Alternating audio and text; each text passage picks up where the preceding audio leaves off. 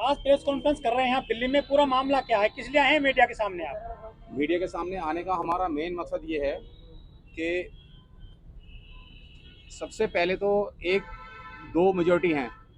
एक RSS है, जिसको कि राष्ट्रीय समाज सेवा समिति कहा जाता है, जिसके बारे में हमारे गुरुजी ने जिस टाइम 2014 में बरवाला कांड हुआ था, उस टाइम हमारे गुरुजी ने उसको नकार दिया था कि राष्ट्रीय समाज समिति मेरी नहीं है। वो प्रूफ हमने सारे जो भी जिलाधीश वगैरह हैं इनके पास लगाए हुए हैं। तो RSS समिति ने ही ये सारा जो भी कांड को प्रारूप दिया था वो सारा RSS समिति ने दिया है। क्या कारण है? जो बरवाला कांड था। अच्छा, हाँ जी, थोड़ा संक्षेप में बता दें हमारे दर्शकों को क्या क्या कारण था। कारण हुआ था? तो कांड ये हुआ था कि गुरुजी ने 2012 में 11 में स्टेटमेंट दी थी कि मेरे बाद कोई भी इस गुरु गद्दी पर नहीं बैठेगा। अच्छा। हाँ जी। तो उसमें जो गुरुजी के एक भाई हैं जिनका नाम है महेंद्र उर्फ मोहनलाल, जो कि अब नाम बदल के रह रहे हैं, तो उन्होंने ही वो अपना सारा सिस्टम ये बना के बैठे थे कि गुरु गद्दी पे मैं बैठूंगा।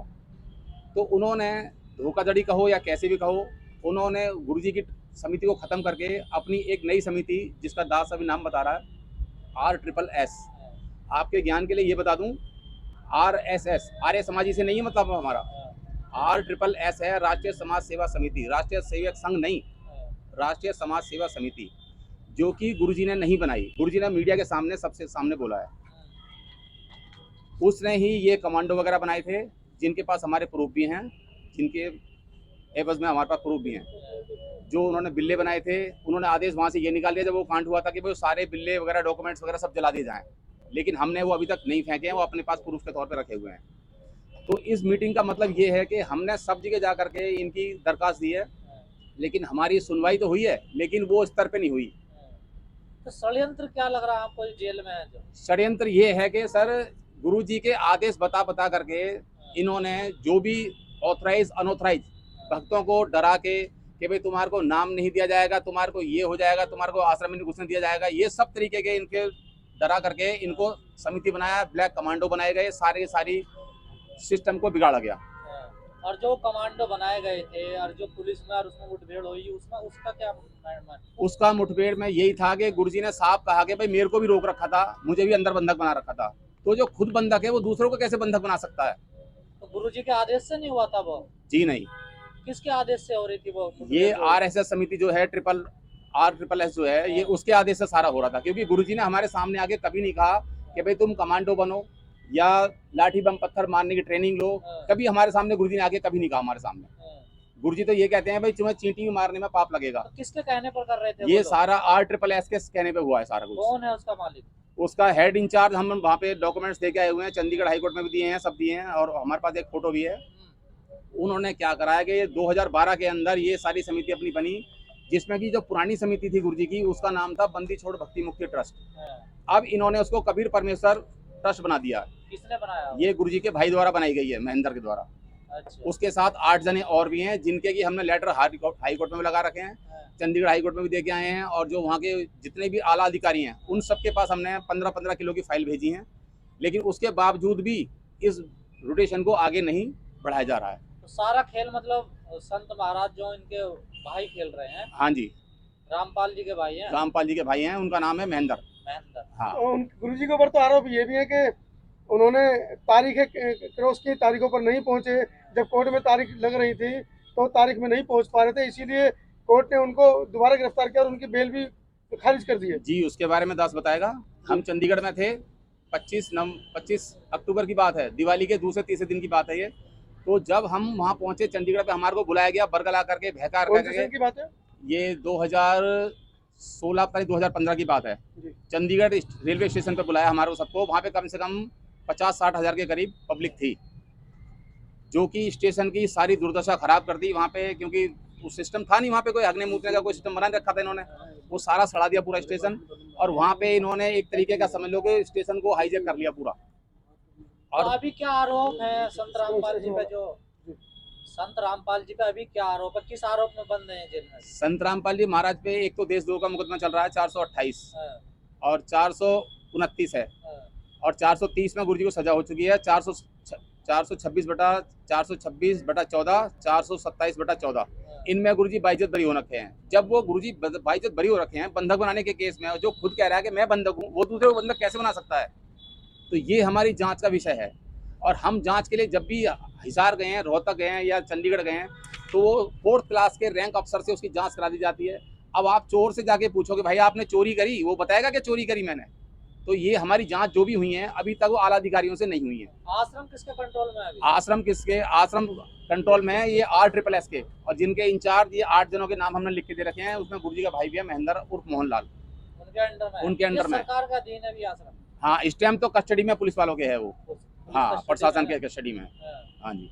तो उनका भी अधिकार नहीं है जो RSS है? नहीं, उसमें अब ये पीले पर्चे निकालते हैं। पीले पर्चे में जितनी भी भीड़ चाहिए होती है या किसी भी कहीं भी कोई रैली वगैरह करानी होती है, तो इन भक्तों को झूठ बोल करके गुरुजी का आदेश बता करके और वहाँ पे रैली में भेज देते हैं। और ये इन बेचारे, इसमें हमारे संगठन के अंदर 90% लोग तो अनपढ़ ही हैं, कम पढ़े लिखे हैं। तो उनको जैसा आदेश आता है RSS समिति का, वो उसको मान करके और उसके पीछे भाग लेते हैं अंधी भेड़ की तरह। ये है सिस्टम।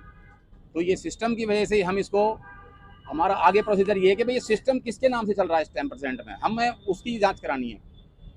तो आप चाहते हैं ये किसके, मतलब ये कौन सी समिति के हाथ में है ये भी पूरा? ये समिति RSSS के अंडर में है। तो आप क्या चाहते हैं इसमें? हम ये चाहते हैं कि जो दोषी हैं उनको सजा हो और जो बेगुनाह हैं उनको जेल से बाहर किया जाए। कोर्ट ने तो रामपाल जी को दोषी माना हुआ ना? दोषी तो इसलिए माना है कि सर इन्होंने ये अपना लिखित में देके आए हैं बयान, क्योंकि इनका कहना ये है कि भाई हमारे से कोरे कागज पे साइन कराए गए। कोरे कागज पे साइन कराए गए, चलो भाई मान लिया कोरे कागज पे साइन करा लिए, लेकिन तुम्हारे फिर घर के अंदर परिवार में कितने सदस्य हैं कितने नहीं हैं, तो इनको जो बयान दे के आए हैं इनको डराया गया, बरगलाया गया कि तुम्हारे को बाहर नहीं जान देंगे जब तक तुम रामपाल महाराज के खिलाफ नहीं ये जो बोलोगे। आश्रम में हथियार थे, कमांडो थे, फौज थे, तो ये संत रामपाल जी के आदेश नहीं थे? उनके जी नहीं, बिल्कुल नहीं। संत रामपाल जी महाराज ने तो चींटी मारने के लिए मना कर रखी है। उनके आश्रम में इतना बड़ा षड्यंत्र रचा जा रहा, उनको पता ही नहीं था? नहीं पता उनको हाईजैक किया हुआ था पहले से ही। वो खुद तो बता रहे हैं, अपने मीडिया के सामने बोला उन्होंने, जब सिस्टम चंडीगढ़ हाईकोर्ट से निकले हैं और Maharaja Agrasen MAMC medical college उसके सामने से निकले हैं, जब भी बताया कि भाई मैं तो खुद बंधक बना रखा था, मुझे रोक रखा था। बंधक किसने बना रखा था? बंधक की समिति वालों ने बना रखा था। और जो चंडीगढ़ में बता रहा था दास, चंडीगढ़ में भी यही कहानी हुई थी। इन्होंने 3 बजे तक वहाँ पे पब्लिक को बरगला के रखा। 3 बजे के बाद आदेश पारित कर दिया कि भाई गुरुजी हाजिर नहीं होंगे और जो जवान हैं वो तो आश्रम चलें, और जो बड़े बूढ़े के आश्रम में इतने हथियार आ रहे हैं, गुरुजी को पता ही नहीं था? नहीं पता ना, यही तो है कि सारा षड्यंत्र गुरुजी की नाक के नीचे हुआ, लेकिन गुरुजी ने आके हमारे सामने कभी नहीं कहा कि तुम कमांडो बनो या इस समिति के सदस्य बनो। तो क्या आप भी सदस्य थे समिति के? जी, दास सदस्य था, लेकिन मेरे दिमाग में ये बात बैठी नहीं, मैं उसमें नहीं गया बिल्कुल भी। अच्छा, आपका नाम दास है? कन्हैया दास। हाँ जी। आप उसके समिति के सदस्य हैं? सदस्य हूँ मैं, मेरे पास लागत बिल्ला वगैरह सब कुछ है। अगर प्रूफ के तौर पर देखना चाहते हो, वैसे इन्होंने समिति वालों ने आदेश कर दिया था कि वो सारे के सारे जला दिए जाए, फूंक दिए जाए, नष्ट कर दिए जाए, लेकिन दास ने आज भी प्रूफ के तौर पे वो अपना बिल्ला और समिति का वो रख रखा है। अच्छा, कि आगे प्रूफ के तौर पे काम आएगा। उसमें कहीं भी रामपाल जी महाराज का नामो निशान नहीं है, कोई रामपाल जी महाराज के साइन नहीं हो रहे उसके अंदर, कोई किसी तरीके के डॉक्यूमेंट। सदस्य तो काफी होंगे ना उसमें? सदस्य तो करीबन 10 लाख के करीब थे। तो कहाँ है वो सारे सदस्य? सारे सदस्य डर के मारे कोई सामने आता ही नहीं है। किसके डर के कारण? ये सबको क्या नाम है गुरुद्रोही घोषित कर देते हैं ये समिति वाले। अच्छा, उसके नाम का पीला पर्चा निकाल देते हैं। अब एक बात सोचने वाली है, आश्रम तो पुलिस कस्टडी में है, तो वहाँ वो पीले पर्चे आ कहाँ से रहे? हमने इस बात में कई बार हिसार कोर्ट में भी जाके दरखास्त दी है, लेकिन कोई कार्रवाई नहीं हुई। पर्चों का क्या मतलब है? पीले पर्चों का मतलब गुरुजी का आदेश। अच्छा, हाँ, और हमने डॉक्यूमेंट्स में लगाया, RTI लगाई है, हिसार में लगाई थी, हिसार में लगाई है, उसमें RTI में जवाब आया कि आज तक यहाँ से कोई भी पंपलेट, कोई ऑडियो, कोई वीडियो, किसी तरीके का आदेश जारी नहीं किया गया है। कोई आदेश नहीं हुआ है कोई भी। तो ये आदेश करवाता कौन है? ये आदेश RSSS जो समिति है वो करवाती है सबके, उनके जो सदस्य हैं। जी। और उसका प्रमुख कौन है? उसके प्रमुख में ये है, क्या नाम है, महेंद्र, गुरुजी के भाई जो है मोहनलाल। हाँ जी। तो आप चाहते हो समिति को भंग किया जाए, नई समिति बनाई जाए? भाई भंग करा जाए वो तो बात आ गई अलग, लेकिन पहले ये समिति जो पारित कर रही है आदेश, इसको रोका जाए सबसे पहले। अच्छा, जो फैसले ले रही है? हाँ, ये जो समिति फैसले देती है, जो भी भाई बात बोलती है, भाई क्योंकि भगत तो अंधी भेड़ की तरह होते हैं, जहाँ से आदेश हुआ एकदम भाग लेते हैं वहीं के वहीं सारे के सारे। तो क्या अभी भी लग रहा है सत्संग वगैरह होता है क्या? नहीं, सत्संग वगैरह तो ये नामदान केंद्रों पे नामदान केंद्र खोले हैं इन्होंने, वो नामदान केंद्र भी इनके फर्जी हैं। उसके बारे में भी हमने RTI लगाई थी, उसमें गुरुजी ने साफ कहा है कि भाई प्रचार प्रसार करना है, लेकिन सत्संग वो नामदान केंद्र वगैरह खोलने का मतलब ये है जो गुरुजी के नाम से काम हो रहा है वो सब बंद हो जाना चाहिए, सारा बंद हो जाना चाहिए टू जेड। आपकी मांग ये है? जी। तो आपने पुलिस से बात करी इस मामले में? हमने सबसे बात करी है, लेकिन कोई इसमें आगे आने को राजी नहीं है। और वो फर्स्ट क्लास के रैंक ऑफिसर के आगे हम जाके अपनी कंप्लेंट धरते हैं, वो 4th क्लास के हवलदार से या किसी सिपाही से उसकी रिपोर्ट लिखवा कर और हमारे को सामने पेश कर देता है। गृह मंत्रालय में, DPTO में, सब जगह हमने कंप्लेंट भेजी है A to Z। हमने इतनी जगह कंप्लेंट भेजी है कि कम से कम 14-15 हज़ार के करीब पेपर लग चुके हैं उनके अंदर। सुप्रीम कोर्ट में भी भेजी हमने, और यहाँ क्या नाम है, चंडीगढ़ हाई कोर्ट में भी दे के आए हैं, हिसार में भी दे के आए हैं, मजिस्ट्रेट से मिल के आए थे। और अभी हमारी मुलाकात हुई है मजिस्ट्रेट से, हिसार के जो DR चालिया ने, जिन्होंने संत रामपाल जी महाराज को सजा सुनाई थी, उससे ही बात हुई है। ये मामला तो कोर्ट में भी जा सकता है ना कि ये संत मामला महाराज कोर्ट, जी जेल में और उनके नाम से बाहर काम हो रहा है। ये भगत जी बात तो वही है ना कि ये करेंगे तो अधिकारी, लेकिन वो अधिकारी इस काम को करते नहीं है। 4th क्लास के रैंक के अफसर को पकड़ा देते हैं। सब मिले हुए हैं, सबका सिस्टम यही है। कोई उस RSS समिति के आगे कोई मुंह अपना नहीं खोलता है। इतनी पावरफुल है वो काम जी, समिति। क्यों ना, जो भी यहाँ पे गए हैं, जो उनके नहीं मानता है उसके हाथ पर तोड़वाए हैं। ट्रेनों में कईयों को मार मार के फेंका है। कई बार कांड हुए हैं ऐसे, एक बार नहीं। गवाह इस चीज़ के हमारे पास प्रूफ हैं, जिन के चोट लगी है सबके। सर, हम प्रेस कॉन्फ्रेंस ऐसे चल रहे हैं आपके TV चैनल से कि हमारे गुरुजी जो संत रामपाल जी महाराज जो है वो निर्दोष हैं, और जो असामाजिक तत्वों ने जो है उन्हें जो है आजीवन कारावास करवा दिया है। आजीवन कारावास क्यों? यह कि असामाजिक तत्व जो थे उन्होंने सच्चाई का पर्दाफाश कर दिया। आर्य समाज जो था, आर्य समाज जो महर्षि दयानंद थे, उनका सत्यार्थ प्रकाश था, उसमें कुछ कमियां थी, वो संत रामपाल जी महाराज ने दूर करी। सन 2006 में उन्होंने आश्रम खोला करौदा में, और करौदा में आश्रम खोलने के बाद जो ये असामाजिक तत्व जो है, इस पर तथ्य को उठाने के लिए जो उन्होंने जो है हमारे करौदा आश्रम पर जो कब्जा कर लिया, और जो ईंट पत्थर गोलियां चलाई, और चलाने के बाद जो उन्हें जो आज आजीवन कारावास करवा दिया। इन्होंने क्या काम कराया है? भारतीय राष्ट्रीय सेवा समिति जो के सदस्य हैं, राम कुमार ढाका है, महेंद्र दास हैं, महेंद्र दास भाई हैं इनके, और इनकी 2 बेटियां हैं, एक मंजू अंजू, एक महेंद्र दास का लड़का है अमित जी। ये इनके पूरे संचालक हैं भारतीय राष्ट्रीय सेवा समिति के।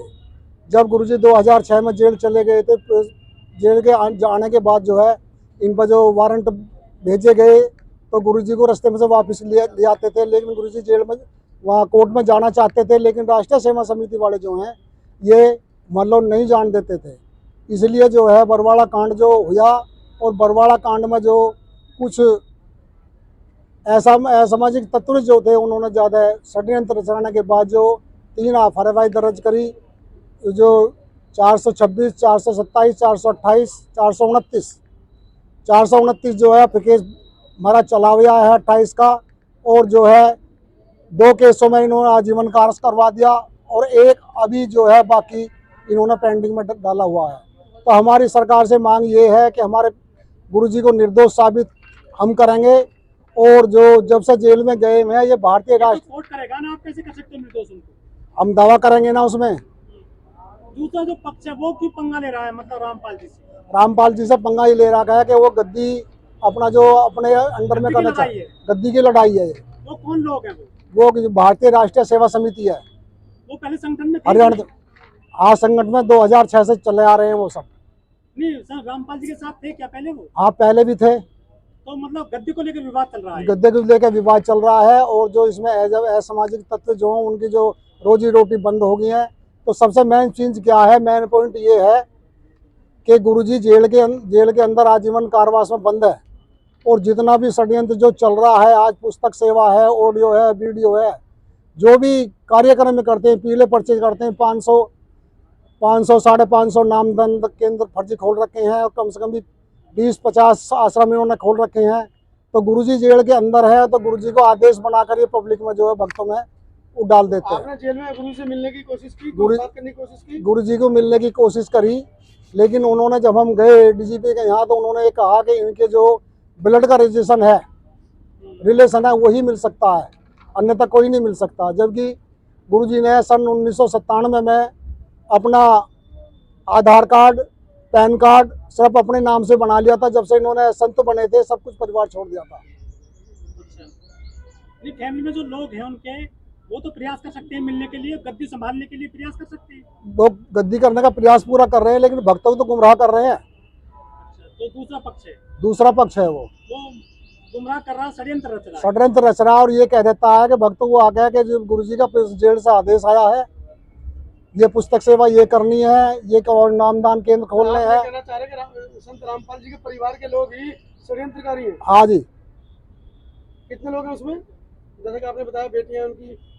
हाँ, मतलब बेटी, 2 बेटी हैं, 2 जमाई हैं, भाई है, भतीजा है, पूरा परिवार है। तो कुल मिलाकर संपत्ति की लड़ाई है। संपत्ति की लड़ाई है और संपत्ति की लड़ाई ये चलती आ रही है। मेन पॉइंट क्या है? मेन पॉइंट ये है कि गुरुजी का आदेश बता करके हमने आरटीआई लगाई थी। आरटीआई के माध्यम से हमारा जेल नंबर 2 हिसार से हमें जो उन्होंने आरटीआई के माध्यम से हमें बताया कि यहाँ जो ना तो ऑडियो आती है, ना वीडियो आती है, ना कोई लेटर आता है, ना कोई किताब लिखी जाती है, कुछ नहीं जाता उन्होंने।